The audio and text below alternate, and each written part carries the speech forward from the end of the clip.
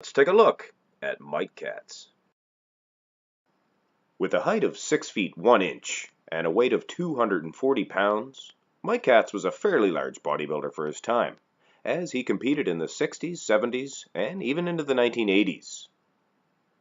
At first glance, and it's probably obvious to anyone, Katz was known for his huge chest development. To me, this is the epitome of the classic 1970s side chest pose. Look at Mike in this picture. Almost looks like he's carrying two big roasts. Big Mike, as he was often called by friends, was one of the few bodybuilders to be able to stand up to Arnold Schwarzenegger, in chest development at least. With those huge pecs, coupled with those massive triceps, gives Mike a very impressive side V-taper. It's probably fair to mention, Katz had his share of weaknesses as a bodybuilder. But having said that, personally I love his physique, and think he did a really good job on displaying his strengths. Katz began bodybuilding at a very young age, competing as a teen in 1963 and in '64. He did pretty good those years, even winning the most muscular title at the 1964 Teen Mr. America competition. He placed 5th overall at that event. Katz would have his first big win in 1965, as he won the Mr. New England title.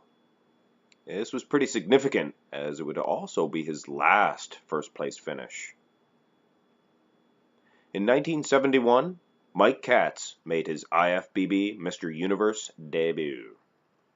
He placed 3rd in his class, a very respectable placing. He tried for the same title in 1972, and slipped down to 4th place in his class. Katz was not one to give up, so in '73 he once again tried to earn the Mr. Universe title. That year he placed 3rd under Ken Waller, and of course Lou Ferrigno was in the 1st place position. Katz did not enter the 1974 Mr. Universe. However, he was ready to go for the '75 event. In fact, the 1975 Mr. Universe was the competition featured in the Pumping Iron docudrama. Mike was actually quite prominently featured in this docudrama. In fact, it was his t-shirt that was stolen during his prep for the Universe. Imagine, your t-shirt goes missing while you're trying to get yourself together to go on stage. I believe this threw Mike way off his game. He frantically searched for his shirt, asking the likes of Paul Grant if he knew the whereabouts of his precious garment. In fact, it was Paul Grant who named Ken Waller as the guilty party.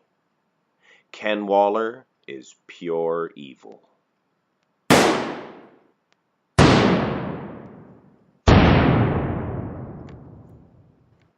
Sadly, Katz placed 4th that year, even though I thought his conditioning was far superior to Ken Waller's, who was in fact the winner that year. The following year, in '76, Mike made his Mr. Olympia debut. He placed 2nd in his weight class, to his arch rival, of course, Ken Waller. After this, Katz would take a hiatus from competing, until he would make his way back to the Olympia stage in 1981. He did look decent, pretty good actually, but competition at this point was stiffer than ever, not to mention all the politics that run rampant through the IFBB, in particular in 1980 and in 1981. But I digress. Mike placed a disappointing 15th place. But wait, this was perhaps the biggest victory in Mike Katz's bodybuilding career. Because guess who placed right underneath Mike in the 16th position? One Ken Waller.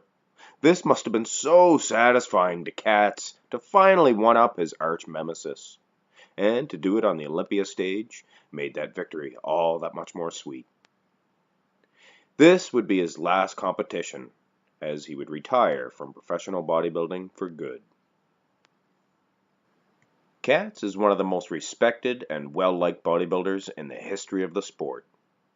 I think for his time he had a very impressive physique with his own distinct look, something that's perhaps missing from today's competitors. He is a bodybuilding legend. Mike Katz. You can kick a dog so long and it'll do two things. It's either going to roll over and die, or it's going to bite you and attack you. And I'm the kind of a person who is the type of a dog who would bite back. I wasn't going to roll over and quit.